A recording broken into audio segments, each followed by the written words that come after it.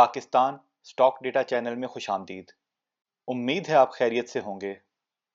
तो देखते हैं 2024 की डिविडेंड सीरीज में आज का शेयर।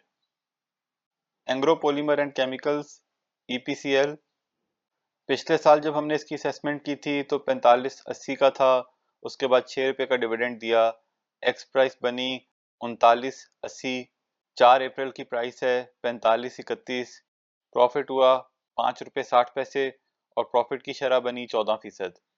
अगर 22 से अब तक देखें तो इसमें 19% लॉस हुआ है। वैसे उस वक्त तो हम कह चुके थे कि भाई अगर PVC की प्राइसेस नीचे आ जाएं तो इसमें से निकल जाएं, और हम भी निकल गए थे, लेकिन इस असेसमेंट के लिए इसको यहाँ पे ऐसे ही रखते हैं क्योंकि इस असेसमेंट में तो हम लॉन्ग टर्म का व्यू देखने की कोशिश कर रहे हैं। आगे बढ़ने से पहले बताते चलें, हम कोई बाय सेल कॉल नहीं देते, सिर्फ फंडामेंटल एनालिसिस करते हैं।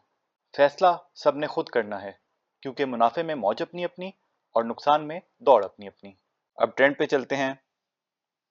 अगर इसके ट्रेंड को देखें तो EPS 21 में बहुत ज़्यादा हो गई थी PVC की प्राइसेस की वजह से, फिर वो जब प्राइसेस कम हुई तो आहिस्ता आहिस्ता नीचे आई, 22 में कम हुई और 23 में काफ़ी कम हो गई थी, लेकिन 23 के आखिरी क्वार्टर में फिर थोड़ी बेहतर हुई है।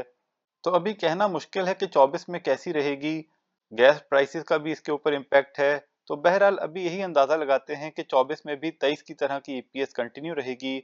और अभी के रिसेंट क्वार्टर में EPS अच्छी होने के बावजूद भी इन्होंने डिविडेंड कम दिया, तो उसकी कोई वजह नहीं पता कि डिविडेंड क्यों कम दिया, और क्या ये सिर्फ एक दफ़ा इस क्वार्टर में कम दिया या आगे भी कम कर सकते हैं। अभी के लिए तो हम यही अंदाज़ा लगाते हैं कि 24 में भी 9.5 रुपये की EPS होगी और डिविडेंड तकरीबन 7 रुपये का दे देंगे। लेकिन हर क्वार्टर के रिजल्ट्स के बाद इसको देखना चाहिए, और अगर बाकी में 7 रुपये का डिविडेंड दिया अगले साल में तो इस रेट पे डिविडेंड यील्ड बनेगी 15%, और बुक वैल्यू इसकी कम है क्योंकि जो डिविडेंड ज़्यादा देती हैं कंपनियां उनकी बुक वैल्यू कम होती है।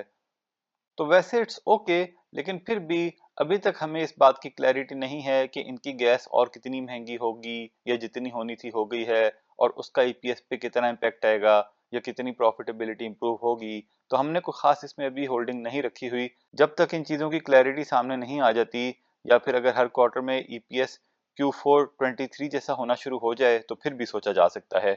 और अगले क्वार्टर का खास तौर पे इंतजार करना पड़ेगा कि क्या अगले क्वार्टर में भी डिविडेंड कम तो नहीं कर देंगे, क्योंकि अगर ऐसा हुआ तो सारी असेसमेंट चेंज हो जाएगी।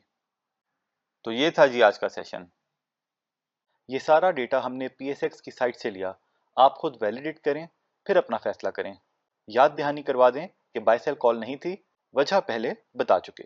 तज्जिया पसंद आया तो शेयर लाइक सब्सक्राइब करें, बेल आइकॉन पे क्लिक करें। खुश रहें और अपने अमल पे तवज्जो दें। अल्लाह के हवाले।